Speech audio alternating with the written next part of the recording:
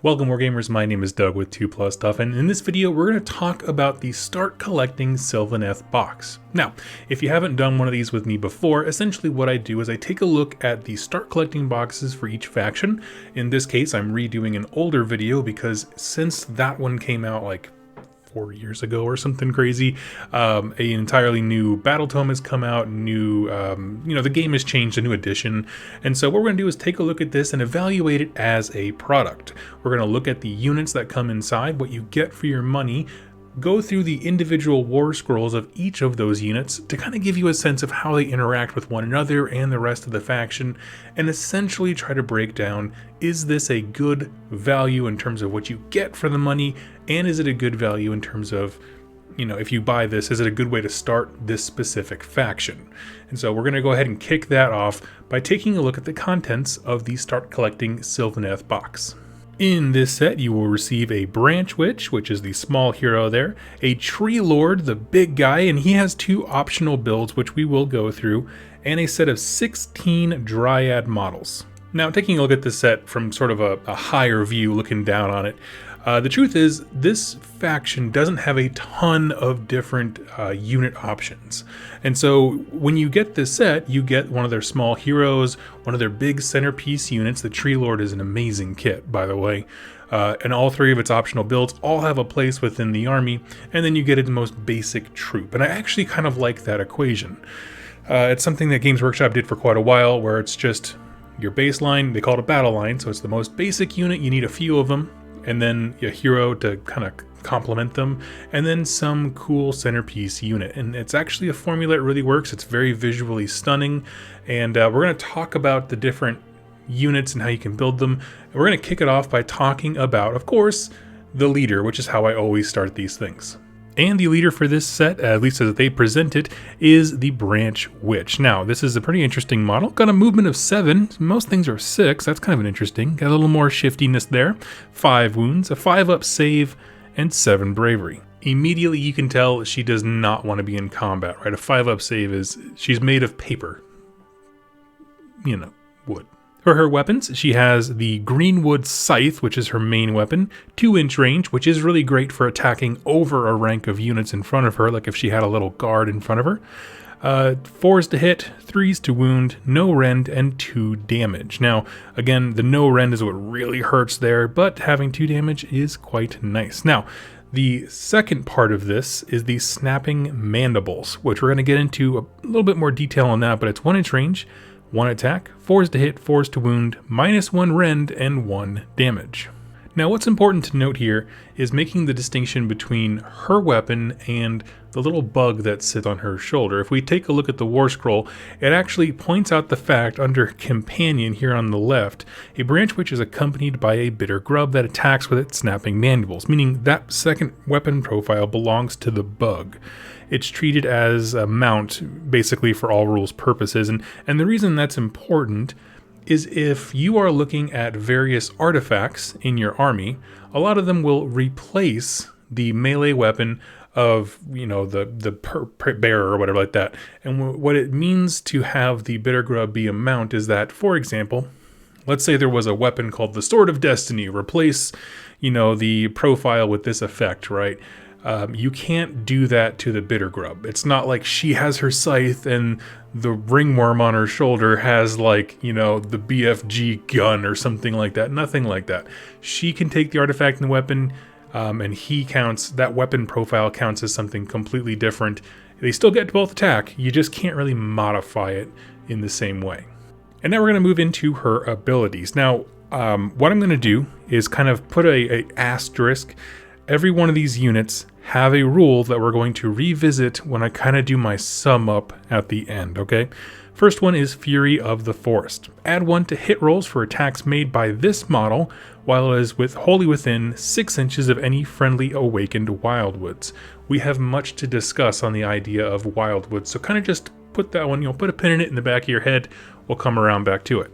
Next is Quick Tempered. Add 2 to the attacks characteristic of this model's Greenwood Scythe whilst any wounds are allocated to this model. Essentially meaning when she gets mad, she goes full Hulk and gets better at fighting, because that is a 2 damage weapon that now has a total of 4 attacks. That's pretty great.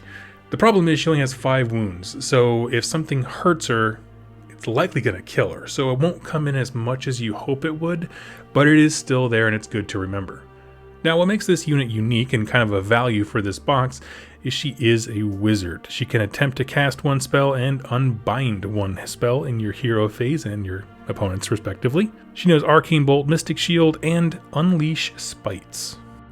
Unleash Spites has a casting value of 5. If cast, roll a number of dice equal to the casting roll for each enemy unit within 9 inches of the caster. For each 6, that enemy unit suffers 1 mortal wound. So to kind of explain this for folks who aren't currently in the hobby, let's say that there are 3 units within 9 inches of her, 3 enemy units. She has a casting roll of 5. Okay, you roll 2 dice, you need to beat 5 and not get unbound. And let's say you roll a 7. For each of the units, enemy units within 9 inches of the caster, you're going to then roll 7 dice. That was the value that you rolled for the casting amount. 7 dice for each of them. Any 6s are mortal wounds. It's a little bit wordy, it's a little bit odd, but when they're talking about casting value, that's what it is. What you actually rolled. You only need a 5, but if you roll a 12 or something like that, that's just more dice that you're throwing at these units to try and get 6s and get mortal wounds. It's very convoluted. It's a long way to just do like maybe a couple here and there, but it does have the potential, if she can get into the fray and stay alive, where she can dump mortal wounds on a ton of units. Now, of course, things to note here about the Branch Witch, we can see pretty clearly, she's not really about buffing other units in her faction. That is to say, most of the heroes you get in these boxes do something to enhance the abilities or augment the power of other units in the faction. She is a wizard that wants to move up, be disposable, right? And because she wants to get into the fight, take a wound or 2, get her bonus attacks, and then just nuke everything with the Unleash Spites, right? She has to be up close to get as many units in there as possible. But she's not actually doing a whole lot to make other units in her army better. And now we move into the core unit that they give you, like your basic battle line. That is the Dryads. This is the unit of 16 that you get, which is sort of an odd number, if I'm perfectly honest with you, because they kind of come in units of 10. So giving you 16, essentially what that was is, back when this game used to be Warhammer Fantasy Battles, they had different unit sizes and things like that. And so this is kind of a holdover, right? The standard mold and unit size back then was 16, and that's what they give you. Now, it's very interesting. It's kind of awkward for Age of Sigmar, but the nice thing is that if you buy 2 boxes, you have 30, right? And that's all, you have 3 units of 10, that's all the battle line you'll ever need. But with that being said, let's start talking about them. So movement of 7, that's still a fantastic movement stat line for just a basic army that's supposed to be tree people, oddly. 1 wound each with a 5-up save. Again, they're not survivable all that much, and 6 bravery. For a melee weapon, they have the Racking Talons. 2-inch range. 2-inch range on a base unit is fantastic, by the way, because it allows you to reach over the first rank of your enemy, or obviously the first rank of, if you have your guys ranked up, they can reach over one another and you get more attacks in. So yeah, they're not super strong, but they can, just by virtue of the range of their weapon, get more into the game. And with that 2-inch range, they each have 2 attacks, 4s to hit, 4s to wound, no rend, and 1 damage, which is, 2 attacks, 4s to hit, 4s to wound, no rend, and 1 damage. It is the saddest profile because on average, that means they're all going to get 1 attack in, and then, no rend stinks. I'll be honest with you, and 1 damage is a little bit sad. So again, they are a basic unit. They're meant there to kind of screen your other, meant to screen your other bigger, more important units. They're going to die. I'm just going to throw that out there. These units will be destroyed, but they do have a role when it comes to protecting other things and kind of being a nuisance to your opponent. One model in this unit can be the Branch Nymph, which is sort of like their, equivalent of like a sergeant, a person in charge, and you add 1 to the attacks characteristic of that model's talon. So basically, yeah, they get a little extra buff to their attack profile. And then we move into the abilities. Now it's interesting that they have so many abilities for being such a baseline unit. And again, remember our little asterisk we're going to put there for the Wildwoods. Subtract 1 from hit rolls for attacks that target this unit if it is wholly within 6 inches of any awakened Wildwoods. That gives them a little bit more survivability. Note, it does not say ranged or melee. All that matters is that they are near the Wildwoods. Moving on to the next one, Enrapturing Song. At the start of your combat phase, pick one enemy unit within 3 inches of this unit. Add 1 to hit rolls for attacks made by this unit that target that enemy unit in the phase. Now, to be honest, why they couldn't just give them a 3 to hit, I don't know. I don't understand. But what this is really saying is that, let's say you have your wall of Dryads, and they're engaged with multiple units. Well, you pick one, and everyone gets a +1 to hit against that unit, but they can't coordinate themselves enough to get that +1 attack against everybody. So basically you have to, for each unit of Dryads, pick an enemy that they're engaged with. They get better at hitting that one, even if there's more stuff involved. Honestly, I don't understand why they couldn't just give them a 3-up, 4-up, but it is what it is. It's also important to note that it is at the start of your combat phase. So if it's your opponent's turn, that ability does not trigger.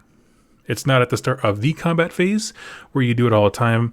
It is very oddly only on your turn. And the last ability, Impenetrable Thicket. Add 1 to save rolls for attacks that target this unit while it contains 10 or more models. So it does incentivize you to use bigger hordes, because then you can, reach over one another and have multiple ranks fighting, as well as get that nice armor bonus. And honestly, a 4-up save on a 7-inch movement model, that's pretty good. I mean, it's as good as it's going to get, so I like it quite a bit. You throw on Mystic Shield, 4-up rerolling 1, not too shabby when it comes to a unit that's sole job is to kind of screen other things, or at least tie down enemy units. And we come to the Tree Lord. So again, this is a multi-kit, meaning it can build the Tree Lord Ancient, and a unit called the Spirit of Durthu. We're going to talk about the Tree Lord first, because that's kind of what Games Workshop explains or sells this kit as, and I think it's what it gives you the directions for in the actual book, but we'll talk about that here in a second. So Tree Lord, 6-inch move. It's 1 inch less, but he's a big guy. It takes him a while to get around. 12 wounds. He is the beefiest thing in this box. With a 3-up save, he's much harder to kill than, say, the Dryads or the Brand Switch. He still has that same 6 bravery, though. He brings with himself the first missile weapon that we've seen in this box, and that is the Strangle Roots. 12-inch range, 5 attacks, and you'll notice a dash for the 2-hit. If you are new to this game and you don't understand, essentially, these bigger models that have a lot of wounds, like, 10 or plus, whatever, they have this little chart down below, and the stats change depending on how many wounds they've suffered. And so when you see one of these little stars, pause, check to see how many wounds your guy had already suffered, and that'll give you the number you need. So we're going to walk through this. We're going to assume for the time being that he has not suffered any wounds. So to hit with this is a 2-up, meaning you only fail on ones, 5 dice. That's a fantastic shot. 3s to wound, -1 rend, and 1 damage. So he has a great gun to start off with, and honestly, it stays pretty good until he's about halfway dead. So that's a solid gun. The drawback is only 12-inch range, but he wants to get into combat with something very specific, and so he's going to be moving towards his target, so he'll get there. Also keep in mind that in Age of Sigmar, you can still shoot and do melee. It's not like you lose your shooting attack once you're engaged. You just have to shoot at whatever you're engaged with, which means he just could get really good at killing whatever he touches. As for his melee weapons, he has the massive Impaling Talons, 1-inch range, 1 attack, 3s to hit. The 2 wound goes with his wound characteristic on the damage table, and it starts at a 2-up, which is just savage. It's got 2 rend and 1 damage. Now, I'll be honest with you, I wish he did more damage, because he only has 1 attack, which is interesting, but we'll go on here. And his next one is the Sweeping Blows, a 3-inch range, which is phenomenal for catching people in the back rank, taking out as many enemy units as possible. And his attacks characteristic is what diminishes here. He starts at a mighty 4, And it's 3s to hit, 3s to wound, -1 rend, and d6 damage. That is to say, when you go to determine how much damage it does, you're going to roll how many d6s got through their armor, and it does that much damage. Now, when you hear d6, it sounds like a lot.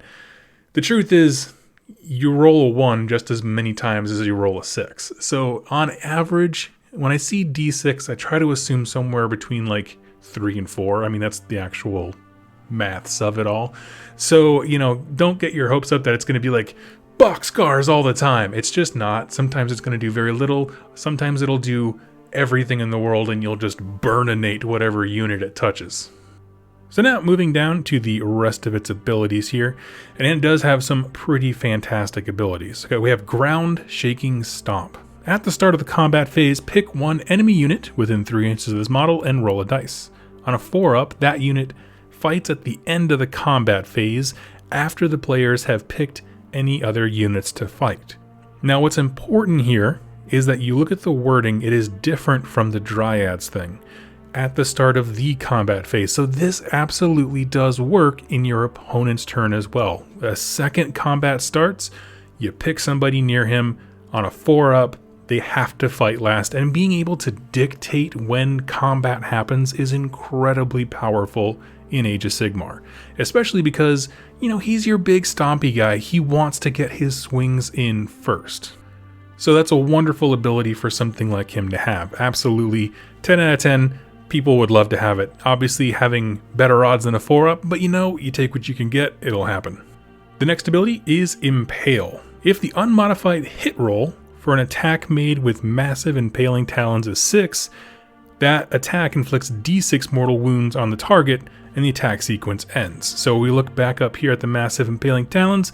That's our one here that has the kind of crazy profile where it's only 1 attack and does 1 damage. What it's saying is, if you hit him really good, if that hit is a 6, it does d6 mortal wounds, and you don't even have to roll the wound roll, the armor save, or anything like that. It just takes the damage. So it's a little something to make that weapon better. I still think it should be more attacks, but it is what it is.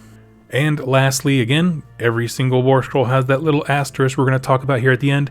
At the start of your movement phase, if this model is wholly within 6 inches of a friendly awakened wildwood, it can walk the spirit paths instead of making a normal move in that movement phase. If it does so, remove this model from the battlefield and set it up wholly within 6 inches of a different friendly awakened wildwood and more than 9 inches from enemy units.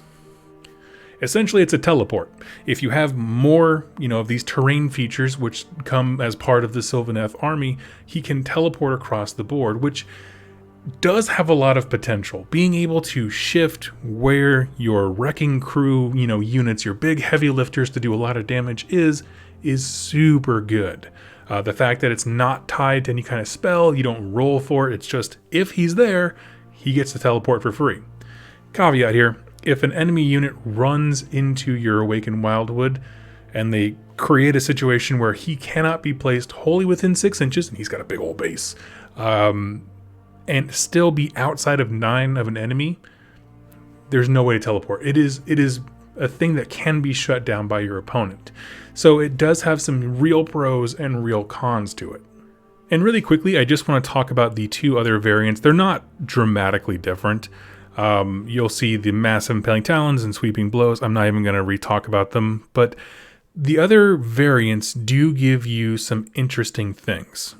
For example, the Tree Lord Ancient is a bigger, older, rougher looking version of this guy, where he is actually a wizard and he counts as being a hero. And so you're going to see a lot of the same abilities and that kind of stuff.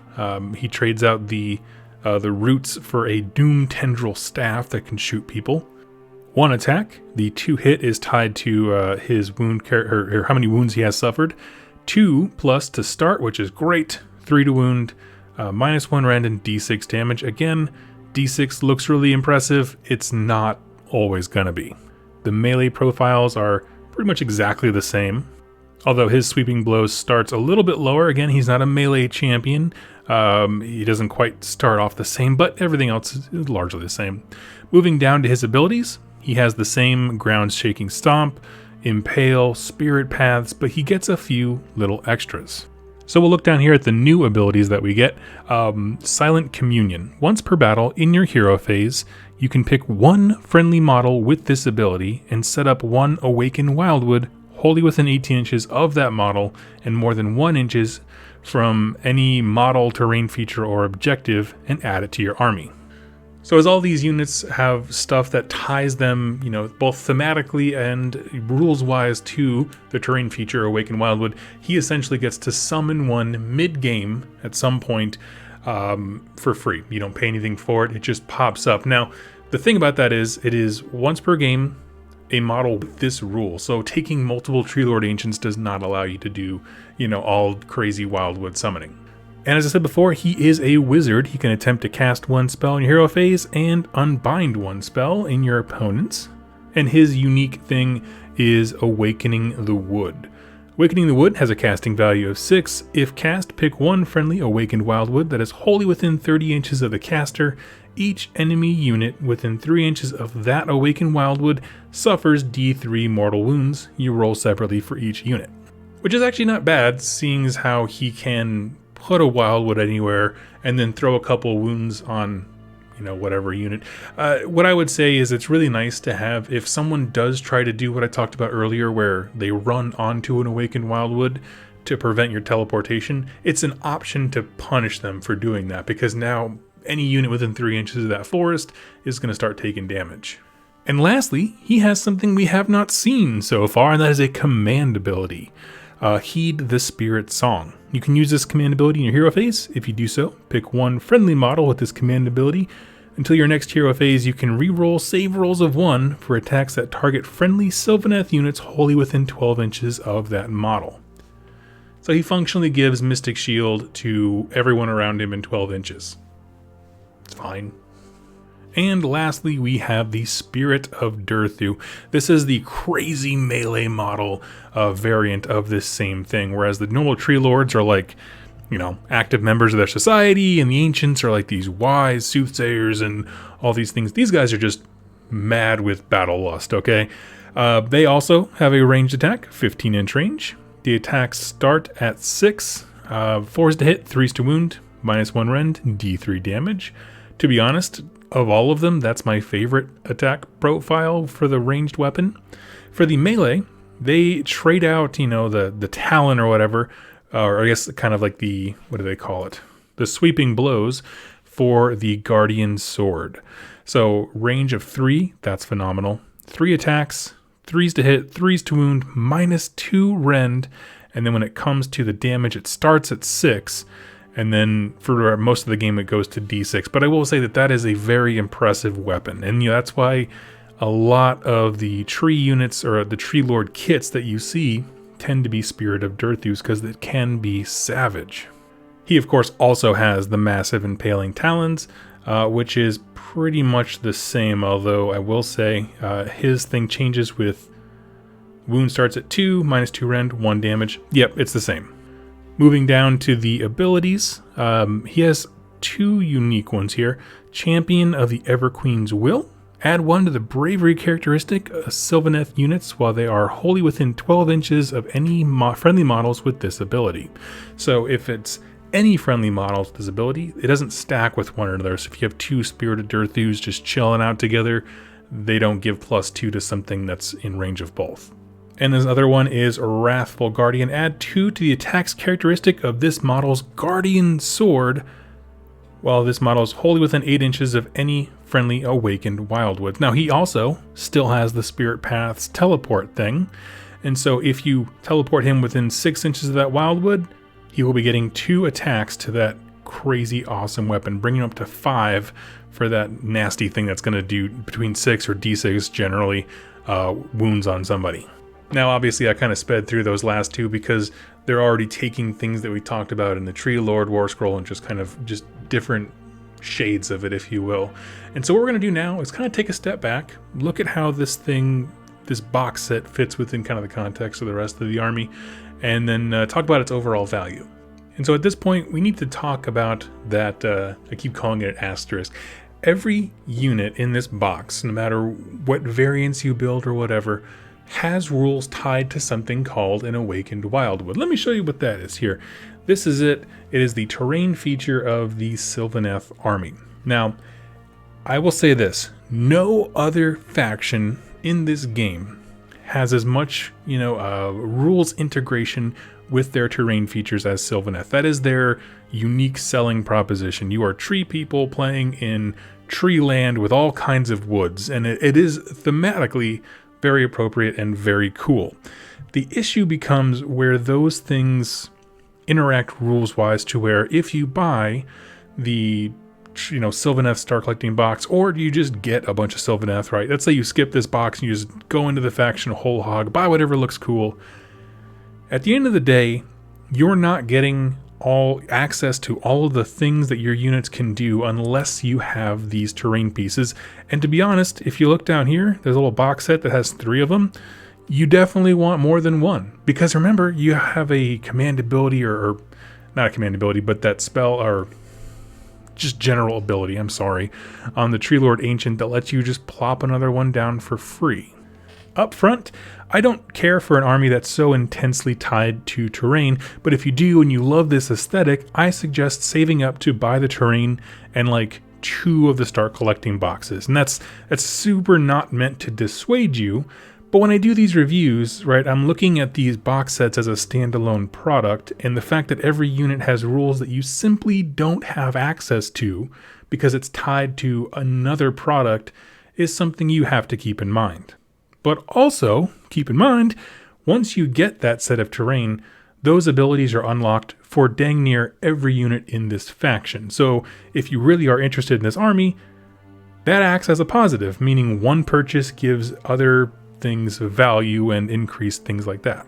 Now, as far as what to do with your Tree Lord kit, I would suggest, honestly, I really wouldn't suggest getting into this faction unless you saved up enough to get 2 Start Collecting boxes and a Wildwood. And the reason I suggest that is, I think one of those Tree Lord kits should be the Tree Lord Ancient. He's amongst these units the only single one that has a command ability. Like, to even play in that kind of arena of the game, you get more wizard power, spell casting attempts, that kind of stuff. As far as the other one, I think I would probably go Spirited Durthu for raw damage output, and then the Tree Lord Ancient.